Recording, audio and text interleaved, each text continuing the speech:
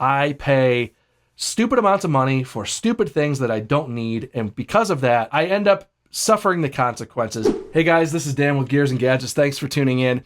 Today I want to talk about self-driving, driving. Here's your taco, mister. Whoops, I'll get it out. Oh! Is it worth paying the premium for this, what I would consider to be maybe a nicety to have? Ford just came out with their BlueCruise 1.4, the newest iteration of their offering. I have it, and I just wanted to talk through some of that. But before I do, I just want to share a very proud dad moment here on the channel. My daughter, this was just in her backpack. It just says, proud, the feeling that you get when you do something hard. And she wrote on here, I felt proud when I righted my electric motorcycle for the first time. Now she's 7, give her a break. She drew herself proud of her electric motorcycle. This is why branding with this type of product is incredibly important. And I hate to use my daughter as an example of marketing, but she at school, well outside of actually being around her bike, knows that her bike is an Indian. I don't know if you can see this here, but on the side here, she wrote Indian. First of all, like I said, it melts my heart. Love that her and I get a chance to go out and ride around on our bikes. It's super cool. But I think this really paints the picture of why these kinds of things are just incredibly important to the future of, motorsports, power sports, and how much youth identify with, the product of which, they're interacting with. Really, really cool. But I'll link that video up over here. You can check it out. We just rode around. I mic'd her up and she talked about her experiences. I'm learning from you. You might find horse tracks. That's because there's horses over here. But let's get back to talking about BlueCruise, self-driving. Is it worth it? And the spoiler alert, I don't really think it is. That comes with some caveats. I think it's great technology, but I have to say that I am getting very tired of companies selling minimally viable products, using you and I, the customers, as basically beta testers and charging us for the pleasure to do so. You're really buying a future. You're not buying today. When I bought my 2021 Ford F-150, I paid for the hardware, for the software to be enabled at a future date, which did come. Since that point in time, we've had BlueCruise 1.0, 1.2, 1.3, and now we're at 1.4. 1.0 was really just the first iteration of being able to let your hands off the wheel and the truck would just trek straight down certain areas or certain sections of highway. 1.2 gave you the ability to not only track down the road, but also included some enhancements such as keeping the truck a little more centered in the lane or biasing it over if there was a truck next to you. And it also gave you the ability to hit the turn signal and have the truck change lanes as well. That was really my first experience having a vehicle change lanes for you. Pretty cool. And I think at that point I started going, all right, I kind of get the vision of where this is going. Well, then they rolled out a 1.3, which said that it was like enhancements to that. I don't even know if I ever got it. Their way of notifying you when you get these updates is sporadic at best. Now, BlueCruise 1.4, I'll talk about it more in depth and later on in this video and show you guys some of the cool new features that I think comes with it. I think BlueCruise 1.4 is the most actually viable product that's probably worthy of being sold to the market today. But being sold means there's a cost. It's changed since I bought my truck. I spent $995 for the hardware that would then enable the software to kick in later. That now has changed to $1,995. So it's $1,000 extra for the hardware. With a new vehicle in 2023, you have the option to purchase for $2,100 3 years of the subscription to enable that hardware to basically do the self-driving. But remember, $2,100 at the time of purchasing your vehicle is not $2,100. It's $2,100 rolled into the price of your vehicle with whatever that APR is over the course of the duration of that loan. So for a 5 to 7% APR loan on a $70,000 truck, just kind of spitballing some rough numbers, that $2,100 is actually going to be anywhere between like $2,600 and $2,800, which is $933 a year if you price it out that way. So right off the bat, really not a smart way to finance BlueCruise, in my opinion. So option 2 is $800 a year, which would mean you buy the truck,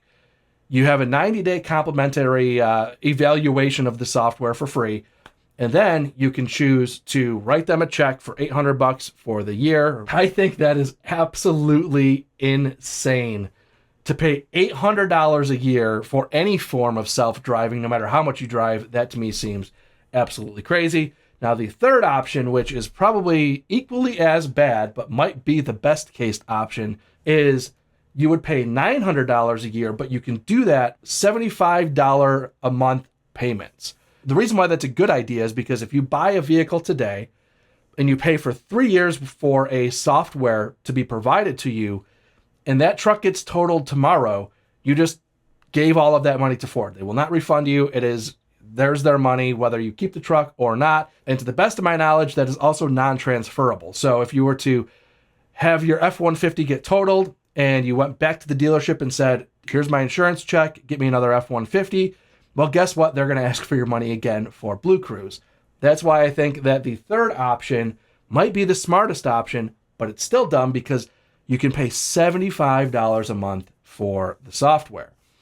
That gives you the opportunity to cancel it, and maybe that's the best case scenario, because if I'm going to go on a very long road trip, which in my opinion is the only time BlueCruise is even worth it, maybe I'll just pay $75 for that month to cover me for that road trip and then cancel it and use it sporadically. I think they're charging way too much. It should not be, in my opinion, any more than $25 a month.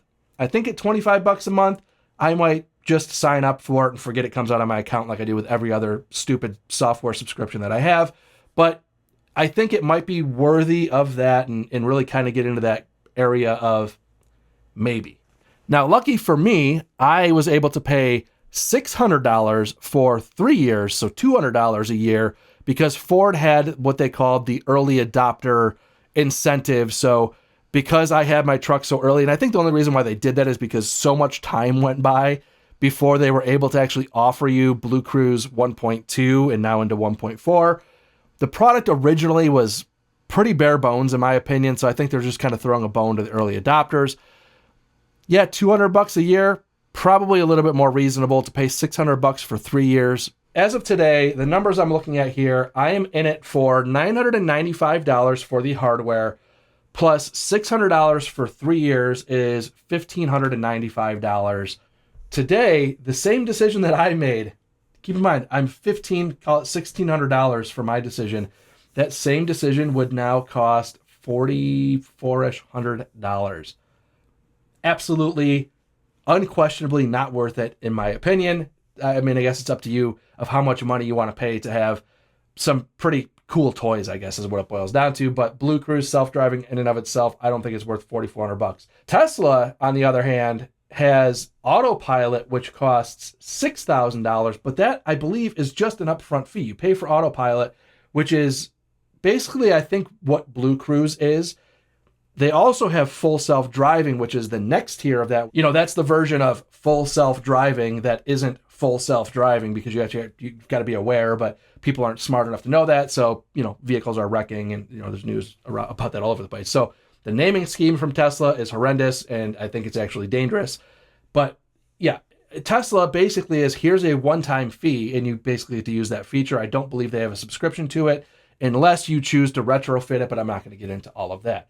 Now, Super Cruise, that's going to be GM's version.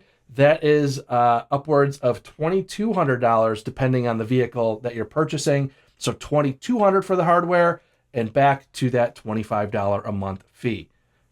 Probably, in my opinion, maybe a little bit worth it. So these monthly fees, it's an argument to be made that these companies need to continue developing, and the only way that they can afford to do that is to charge the consumers a monthly fee to substantiate, that expense of doing those types of programs. We could argue about that. Leave a comment down below. What do you guys think? Is it worth it? Is it not? Is it fair for these companies to charge for the software on a monthly basis, or should they just charge you enough for the hardware up front, kind of like Tesla does? As I've voiced plenty of opposition to, I guess, the pricing, and had some constructive criticism to how they really work this whole pricing model. What is the good about BlueCruise, specifically 1.4, now in its current form? I just got a comment yesterday about how unimpressed somebody was that it was not able to navigate the bends of 101 here at Shea in Phoenix, Arizona. That area is a real windy, not super windy, but just enough of a kind of meandering curve. Previously, BlueCruise would just cut out during that section, so it basically would hand it back to you, the driver, and you would have to navigate that. No longer. BlueCruise now will actually take care of those corners by themselves. Now, it also has provided some additional graphics on the screen, so when you tap the stalk for a lane change, it will now tell you preparing for the lane change, initiating the lane change, and kind of guide you through what the vehicle is doing. And it's just nice to have that sense of connection with the vehicle of what it's actually actively engaged in. You can see BlueCruise tracks really, really straight down the center of those lanes. I would say it's now finished-ish, but it probably still needs a lot more growth to go before I think it's even remotely worthy of the conversation of paying that kind of money for it, which even then I don't think it would be. I do not know for the life of me why Ford created such a good lane centering assist program that really competes with BlueCruise. Ford will sell you a separate feature called lane center assist and adaptive cruise control. It will basically do most of the BlueCruise functionality in terms of keeping you centered in your lane and also adapting to the vehicles in front of you. All you need to do is keep your hands on the wheel. Really not that much of an ask, and it's an incredible experience. The only negative side of that is that when you're on a very long road trip, if it's not in BlueCruise and you're just in lane center assist, if you're just kind of chilling with your hand on the wheel, it doesn't have the capability to know that you're not holding the wheel. There's no sensors in there being able to tell that your hand's touching the wheel. So it'll occasionally ding at you and say, grab the wheel, and you just have to kind of jiggle the wheel to let it know that you're there. Slight annoyance to save thousands of dollars to not use BlueCruise.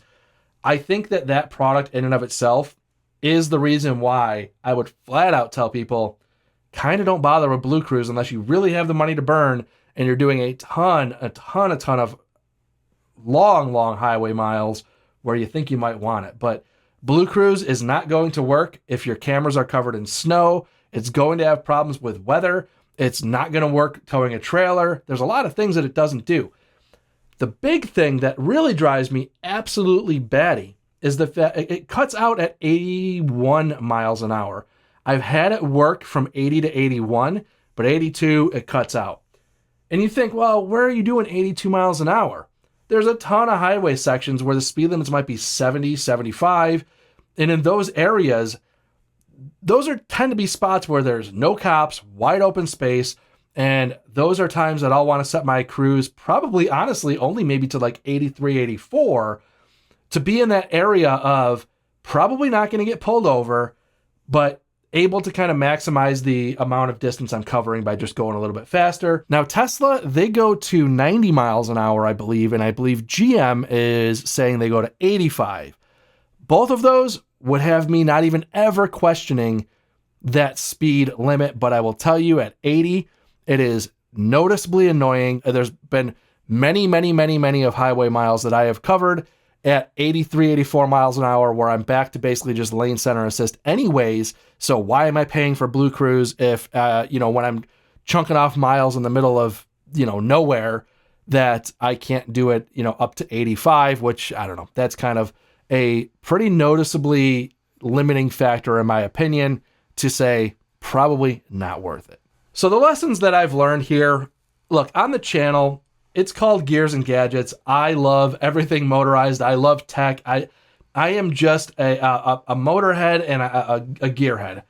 All of those things put me in the position where I pay stupid amounts of money for stupid things that I don't need. And because of that, I end up suffering the consequences of being an early adopter. But I like to share that on the channel. And the lesson that I've learned from BlueCruise and some other technology as well is just back to that point of do not buy a minimally viable product. Be smart enough to know when you're buying a minimally viable product.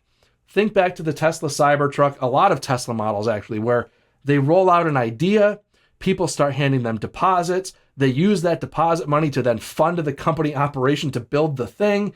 But when they come out to actually unveil what the thing is, the specs change, and then people get angry. The best way to make that not happen is to not give them money in the first place and kind of cut that whole nonsense out in general. Buy features today because that's what they have to sell you today. Don't let people bait and switch you on, this is what we have today, but this is what's coming tomorrow, and then tomorrow never comes, or it comes 2-3 years down the road, and at that point there's 7 other products that came to market since then that might even be better. So it's really genuinely a giant waste of your money. And that's kind of my ultimate takeaway. BlueCruise, I'm happy to be into it for $600 for 3 years. I'll use it, but I would not recommend to anybody spending the money on the hardware and the incredibly expensive subscription fee that comes on the backside of that for the limiting factors that BlueCruise has to offer. That's my opinion. Let me know in the comments down below. What do you guys think? Thank you very much for tuning in. If this is your first time tuning in, please hit that subscribe button down below. Remember, likes go a long way to help support the channel. I will see you guys next time.